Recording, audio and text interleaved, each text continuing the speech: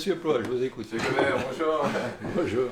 Est-ce que vous pouvez vous présenter, s'il vous plaît? Alors, je suis Landry Gobert, je suis installé sur la commune de Saint-Mimi et je suis artisan.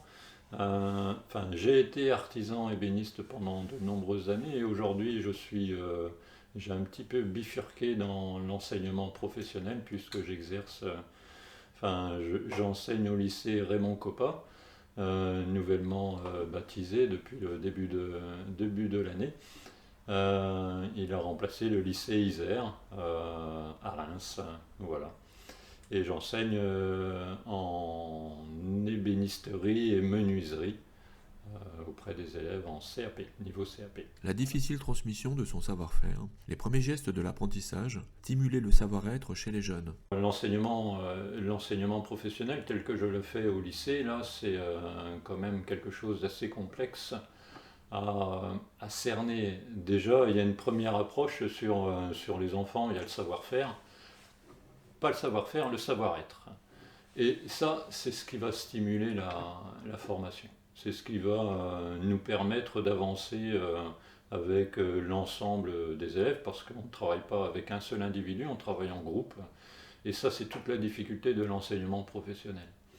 Et les élèves, eux, ont besoin ont besoin de se sentir bien dans ce qu'ils vont apprendre, puisque là, malheureusement, on a un public qui n'est pas forcément enthousiaste à être là où il se trouve devant un établissement parce qu'ils ne l'ont pas forcément choisi.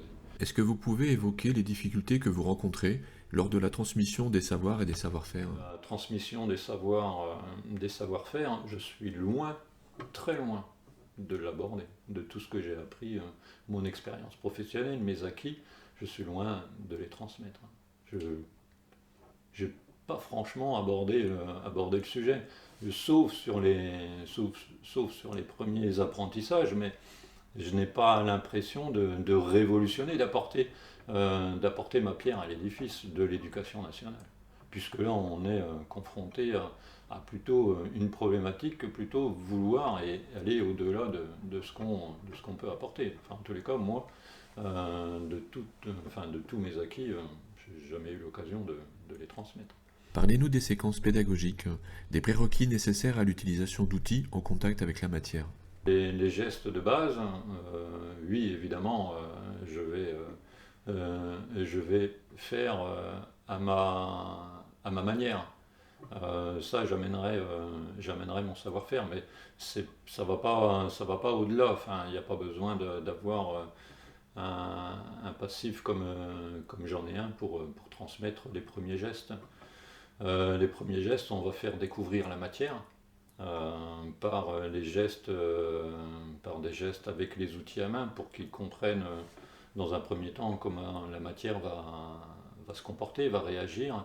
Et ensuite, on va perfectionner le geste, le mouvement par d'autres séquences. Est-ce que vous pouvez me dire l'importance de la transmission du savoir et du savoir-faire et ce qu'il a déterminé chez vous, en d'autres termes, l'influence qu'a eu votre formation professionnelle sur vos capacités personnelles? Alors les savoirs, c'est la base, hein, c'est le début. Sans savoir, on ne peut pas savoir ce qu'on va faire.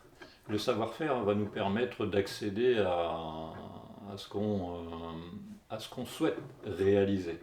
Les savoirs sont les fondations, je vais dire, les grandes lignes, et ensuite on va pouvoir accéder à notre projet et puis se surpasser parce qu'on a suffisamment de savoir-faire pour exécuter justement ce savoir que l'on veut mettre en place. Voilà. Le savoir-faire, c'est quelque chose que l'on peut développer soi-même. Les savoirs, ce sont de la transmission pure par nos maîtres, par nos pères, et c'est ce qui va nous permettre de nous réaliser, en tous les cas professionnellement. De quoi résulte le conditionnement du geste, de la discipline, du travail ou de la façon dont se comporte le maître d'apprentissage? C'est un ensemble.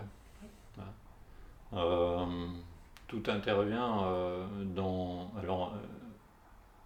dans le comportement du geste, on va dire, dans la maîtrise du geste, hein, puisque nous, ce qu'on recherche, c'est toujours le geste parfait, la maîtrise de l'outil. Euh, et tout ça, c'est un ensemble. Enfin, c'est bien l'éducation, enfin, parce qu'on va être quelqu'un de stable. Hein. Enfin, on sait bien que l'environnement familial est primordial sur la construction de l'enfant, de l'adolescent. Si les fondations ne sont pas très très stables, on va avoir quelqu'un d'instable et quelqu'un d'impatient, hein, qui n'aura pas cette patience nécessaire pour aller au terme d'une réalisation. Ça, malheureusement, on y arrive souvent.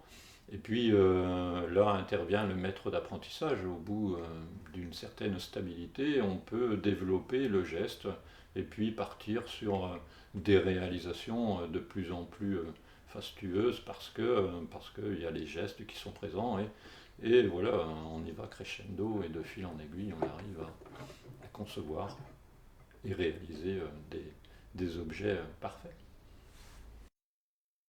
La maîtrise d'un métier hautement spécialisé nécessite un long apprentissage. On dit qu'il faut 10 ans pour faire la main d'un professionnel. Elle se caractérise par ses techniques artisanales complexes, ses outillages particuliers adaptés à la main pour chaque emploi. On va parler de maîtrise, on n'a jamais la maîtrise complète d'un... Enfin, en ce qui concerne les outils à bois, on ne l'a pas parce qu'on travaille le matériau bois et chaque morceau de bois est différent. Voilà. Et, enfin, quand je parlais au début des premiers apprentissages, de la découverte de la matière, là c'est peut-être la chose la plus importante à connaître.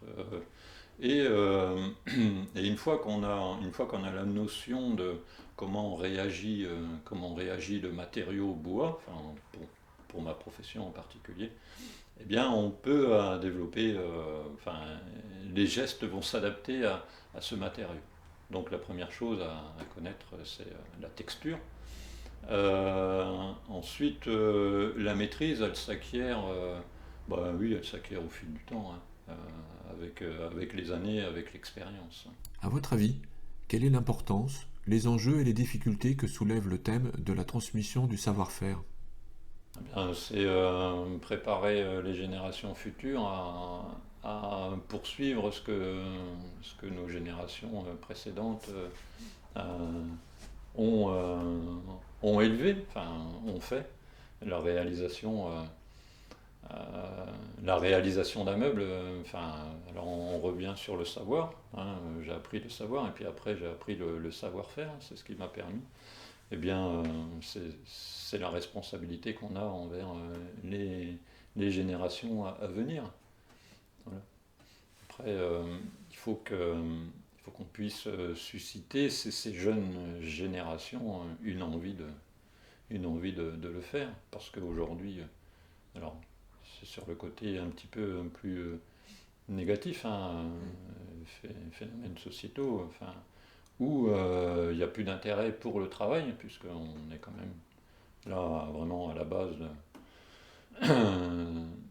de n'importe quel ouvrage, hein, et il faut fournir un certain travail pour y arriver, quoi.